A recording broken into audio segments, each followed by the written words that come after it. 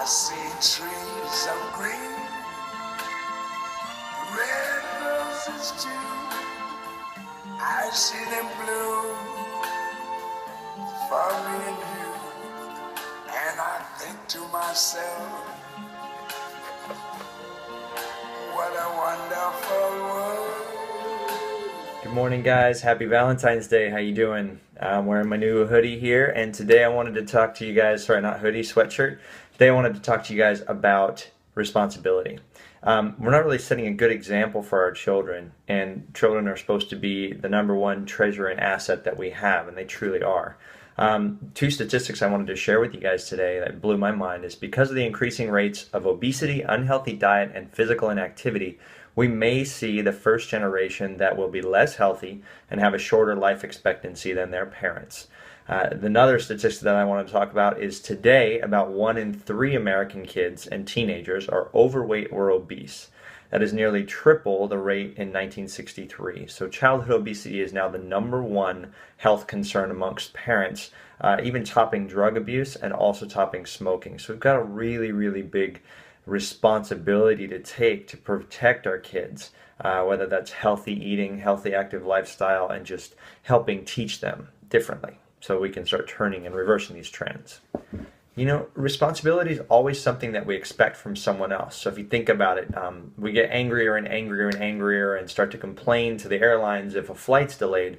But if we ourselves are late for something and waste somebody else's time, we don't write ourselves a letter and complain. So we're expecting it from other people, and accepting responsibility is one of the biggest forms of maturity that sometimes we don't always see. So take babies, for example.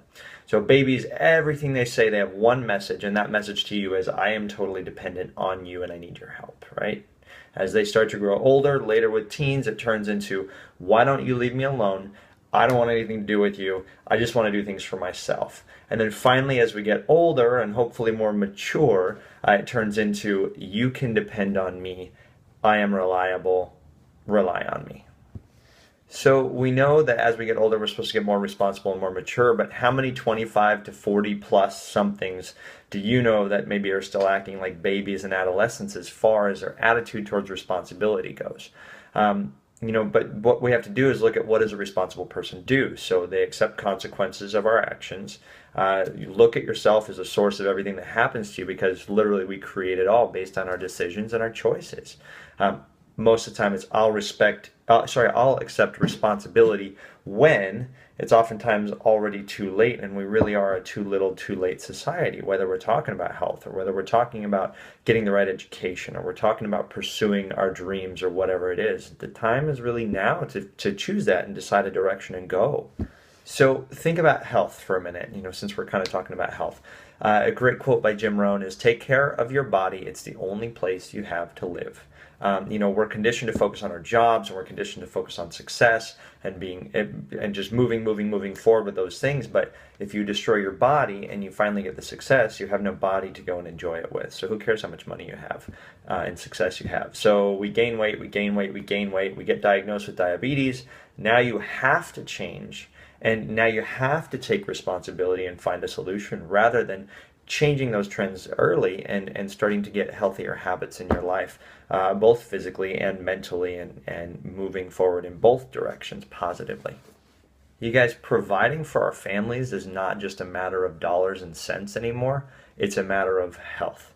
It's a matter of how long are you going to be around to continue to help and provide, and not just financially, but being able to be a part of your family. So back to responsibility for a minute. What does a kid say when they leave the screen door open and the cat gets out and it escapes, and you look for the cat all afternoon? They say, I didn't mean to. So people still use this childish excuse today and even later in our lives, and this really needs to stop.